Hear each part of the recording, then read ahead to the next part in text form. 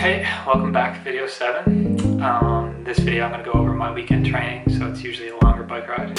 And then I'm going out tomorrow, which is Sunday, for my longer run.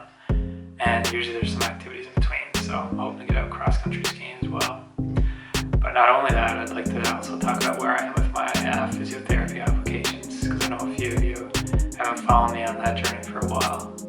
And I'd also like to talk about some of the main things that have helped me the most with my ongoing recovery from post-concussion syndrome. So yeah, let's get into it.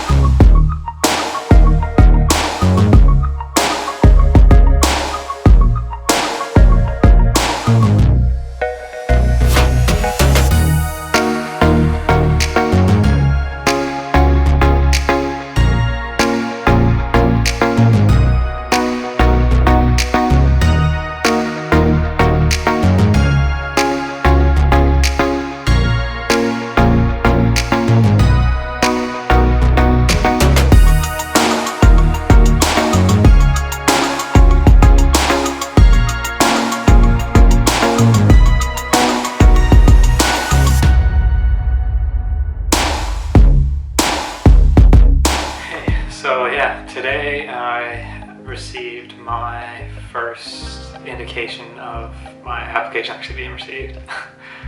So I have an interview with McMaster's physiotherapy program. It's called the Cairo Talent Interview. So I'm not sure when that'll take place as of right now, but that's exciting because it's a step forward for me. And I'm really looking forward to participating in that interview and all the things I'll learn from it. And hopefully, come middle of May, there will be some offers for me to consider from either Western, Queens, or McMaster. Yeah. So physiotherapy for me, I've kind of always wanted to be a physiotherapist, but I didn't really think I was capable of becoming a physiotherapist when I was younger. I'm not sure why. I kind of had every opportunity presented to me, but I ended up joining the military, and that's kind of what I thought I was going to do for the rest of my life. And until I had my head injury, that was what I was content with doing.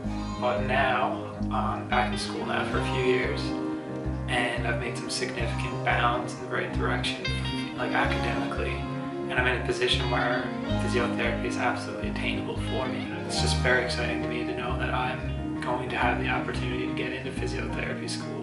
One of the things that I really am looking forward to is helping people who are in scenarios similar to the ones that I'm in.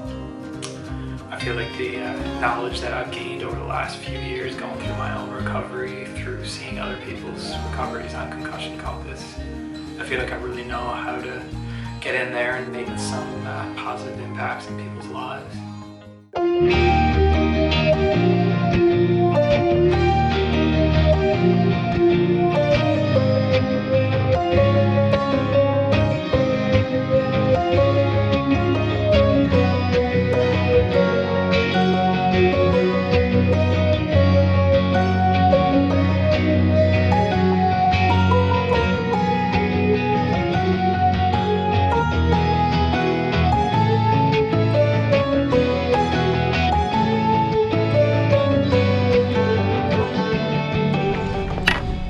Hey, so we're going cross-country skiing now.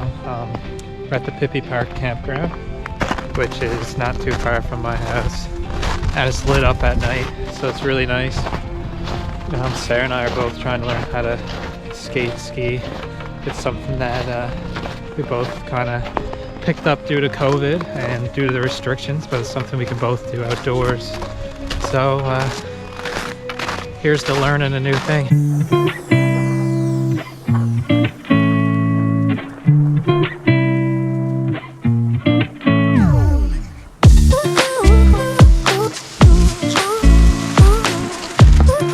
You're killing it.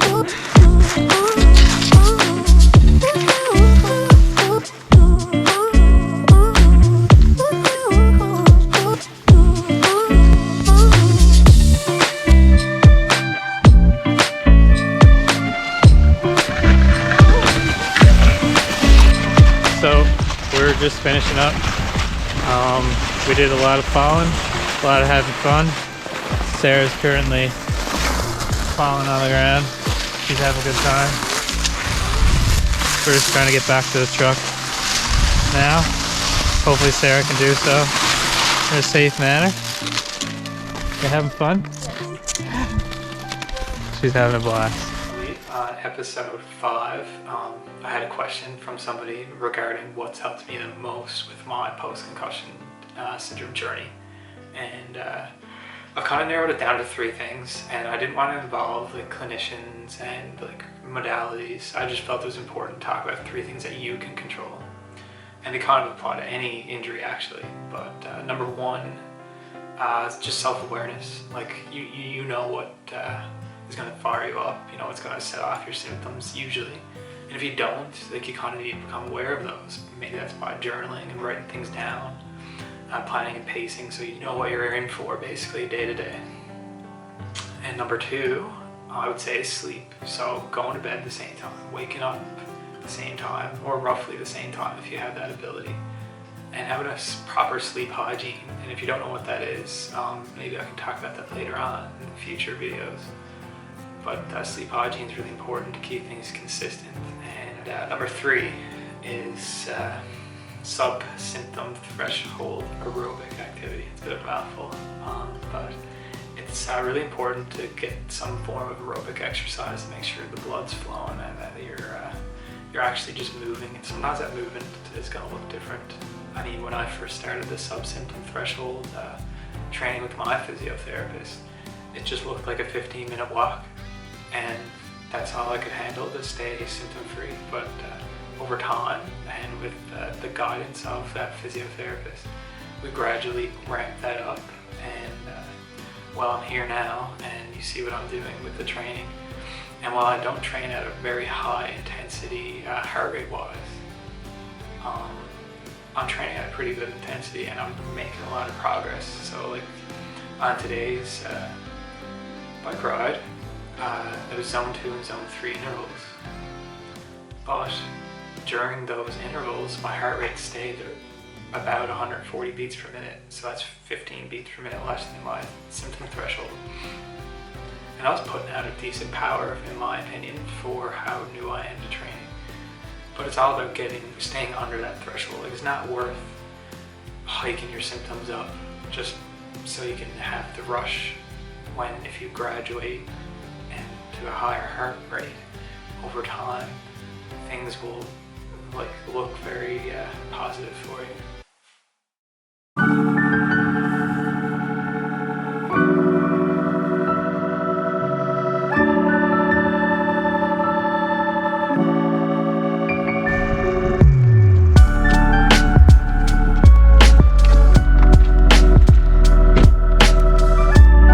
Hey, so admittedly I forgot to record on Sunday for my long run, but I performed really well on that, so not all is lost. Today I'm just heading for a 35-minute interval workout, so 30 seconds at my 5K race pace, and then 2 minutes recover. The 30 seconds is going to be done at about 4:20 per kilometer maybe. So yeah, let's get into it.